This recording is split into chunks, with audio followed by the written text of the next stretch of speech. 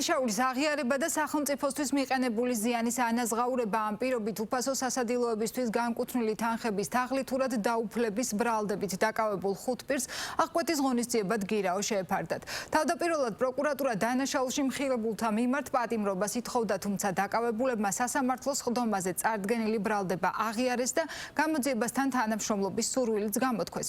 საუბარია 3.529.000 ლარის უკანონოდ დაუფლების ფაქტზე, რომელიც ბრალდებულებმა მიითვისეს.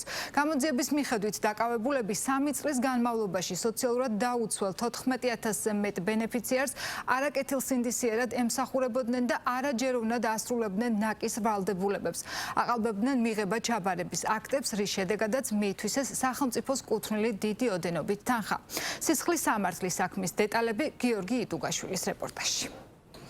სახელმწიფოს კუთვნილი დიდი ოდენობით თანხების თაღლითურად დაუფლების მუხლით დაკავებული 5 პირი დანაშაულს აღიარებს. ბრალდებულებმა საქმის დეტალებთან დაკავშირებით დღევანდელ ხდომაზე ისაუბრეს. ბრალდებული რეზო ალადაშვილი აღიარებს, რომ ისინი ბენეფიციარების რაოდენობას ხელოვნურად ზრდიდნენ. სწორედ ეს განცხადება გახდა საფუძველი პროკურატურის მხრიდან აღკვეთი ღონისძიების შეცვლის შუამდგომლობაზე. სასამართლო პროცესზეც განაცხადეს, რომ 4 თვის ვადაში აპირებენ ამ თანხმობის ბრალდების მხარემ გაიზიარა მათი თანამშრომლობის ხარისხი და ყველა აღნიშნული გარემოება, რის გამოც მათ გირაო შეუყვარდა. გამოძიების მიმდინარეობისას ყველაფერი გაირკვევა საბოლოო ჯამში, აიყოდა ყველაფერი ბრალდების მხარის პროკურატურის გადასაწყვეტია, თუმცა აქტიური თანამშრომლობა ბრალდების მხარესთან საწინდარია საპროცესო შეთანხმების გაფორმების. ბრალდების მხარე მიიჩნევს, რომ საპატიმრო გირაოს გამოყენების პირობებში უზრუნველყოფილი იქნება აღკვეთის ღონისძიების მიზნები.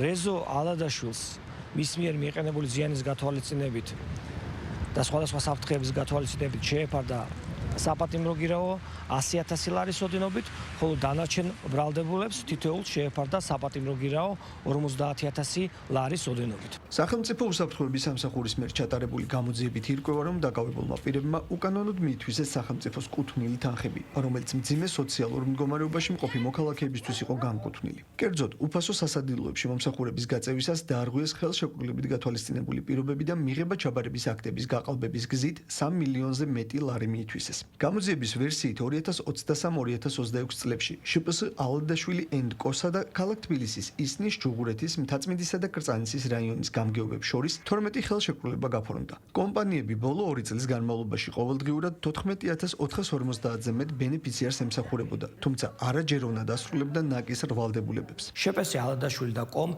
ისნის რაიონის ტერიტორიაზე არსებული სასადილოების ნაწილი 4 სასადილო გამგეობასთან გაფორმებული ხელშეკრულებებით გათვალისწინებული პირობებით სამართავად გადასცა ქვეკონტრაქტორ 3 კომპანიას: შპს გიც, შპს ბადეს და შპს ალიონს. აღნიშნულმა კომპანიებმა მძიმე სოციალურ მდგომარეობაში მყოფი მოქალაქეებისთვის განკუთვნილ უფასო სასადილოებში მომსახურების გაწევისას დაარღვიეს ხელშეკრულებით გათვალისწინებული პირობები და მიღება ჩაბარების აქტების გაყალბების გზით გამგეობებიდან მიღებული 18,909,104 ლარიდან თაღლითურად დაეუფლნენ სახელმწიფოს კუთვნილ დიდი ოდენობით თანხას. მომხდარ ფაქტს უკვე გამოიხმაურა თბილისის მერი. კახიკალაძის თქმით, კომპანიები ტენდერის შედეგად ირჩევა და მსგავსი დანაშაულის გამოვლენის შემთხვევაში ყველაფერი უმკაცრესად იქნება დასჯილი. მუნიციპალიტეტის თანამშრომლები სისტემატიურად ახორციელებენ სანიტარულ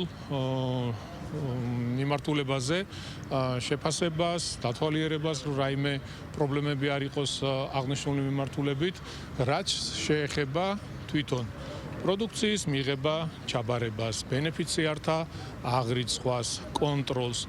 ეს ყველაფერი ევალება კონტრაქტორ კომპანიას. ეს ხელშეკრულებაში პირდაპირ არის მითითებული, თუ გამგეობის თანამშრომლები იყვნენ შემჩნეული დანაშაულში, რა თქმა უნდა, ამას მოყვებოდა შესაბამისი რეაგირება და ისინი იქნებოდნენ დაკავებული. დაკავებულებს ბრალი სახელმწიფოს კუთვნილი დიდი ოდენობით თანხების დაუფლება შეედებათ, რაც სასჯელის ზომად და სახედ 6-დან 9 წლამდე თავისუფლების აღკვეთას ითვალისწინებს. სახელმწიფო უსაფრთხოების სამსახურის ანტიკორუფციული სააგენტო განაგრძობს მუშაობას ყველა სახის კორუფციული დანაშაულის გამოვლენისა და პრევენციის მიზნით. უწყება კიდევ ერთხელ მოუწოდებს ყველა მეწარმესა თუ საჯარო მოხელეს კეთილსინდისიერად განახორციელონ საქმიანობა.